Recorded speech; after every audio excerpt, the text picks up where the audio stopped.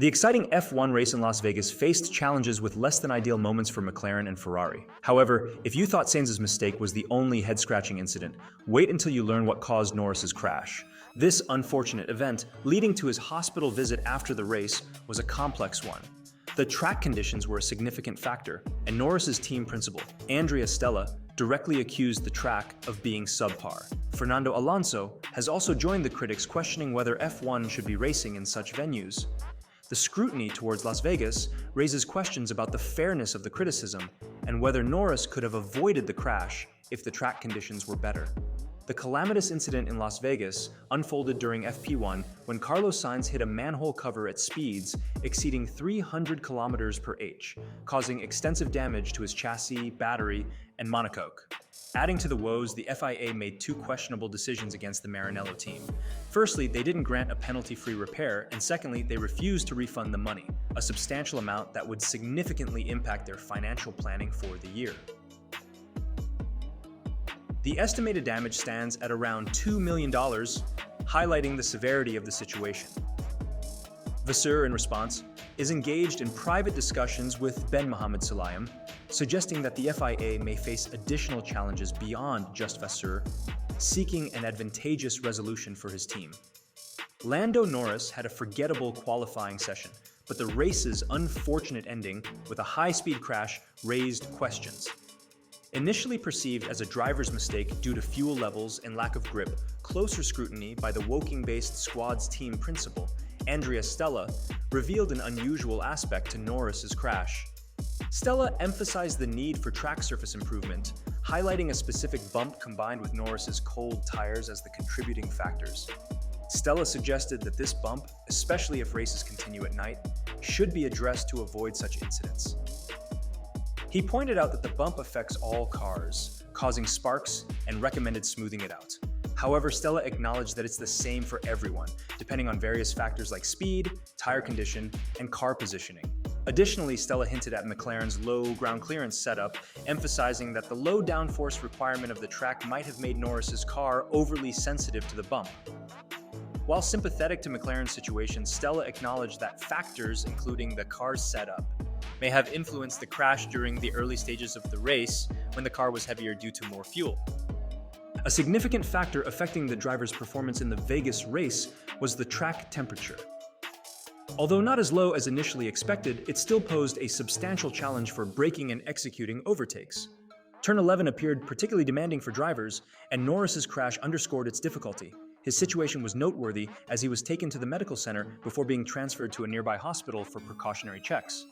Despite being in good health and set to participate in the upcoming race, the question arises whether the FIA will scrutinize this incident. Given the overall positive reception of the race, it's unlikely that the governing body will attribute Norris's crash solely to the track layout, especially since it affected only one driver. That doesn't imply the track surface should be entirely exempt from scrutiny.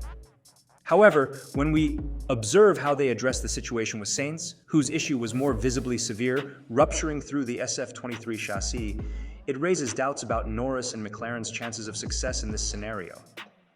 McLaren's discontent with the current Las Vegas circuit is not isolated, and it's not just Max Verstappen who continues to criticize it.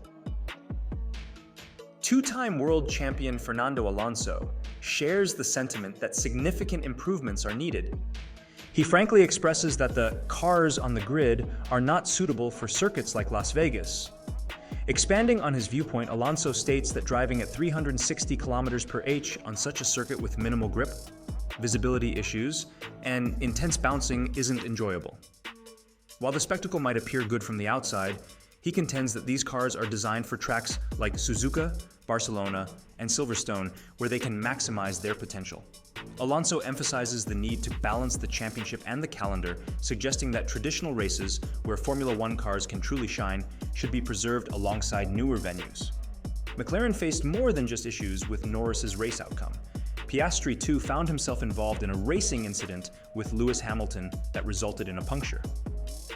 Despite the setback, Piastri managed to recover and finish 10th with the fastest lap of the race, a crucial achievement as Aston Martin is now just 11 points behind McLaren in the standings. The puncture, however, wasn't the sole reason for the Australian driver's challenging race. Reflecting on the incident and its impact, Piastri described it as an awkward situation where both drivers hadn't fully committed to the corner. At the last minute, they both committed, leading to a collision in the middle, causing Piastri's puncture. While it didn't significantly hinder their race, Piastri pondered the possibility of a one-stop strategy and acknowledged the unpredictability of the race, where many factors went wrong for various participants, drawing parallels to Pierre Gasly's experience. With the past behind them, McLaren now faces a crucial mission to maintain their fourth position in the Constructors' Championship. This task shouldn't pose a significant challenge for them, given their competitiveness on circuits like Abu Dhabi, where the downforce requirements shift from low to high, transitioning from Vegas to Yas Marina. Both Piastri and Norris are committed to giving their all to secure the current position they've fought hard for throughout the season. Additionally, Norris faces a tough challenge in the Drivers' Championship, needing to pass either Alonso or Sainz, and avoid being overtaken by Leclerc in the final lap of the race. The close point differentials among these four drivers add an extra layer of complexity to the challenge. The responsibility now lies with the FIA, and although there is much to be improved upon in terms of the race, the negativity that surrounded the entire race weekend seems to have dissipated almost certainly. We are likely to witness highly competitive races here in the foreseeable future. However, it remains evident that changes are necessary, both on the circuit surface and in the timing of the race. These are aspects that the governing body of the sport needs to address. Rest assured, neither McLaren nor Ferrari will allow this matter to be laid to rest until a resolution is achieved in their favor.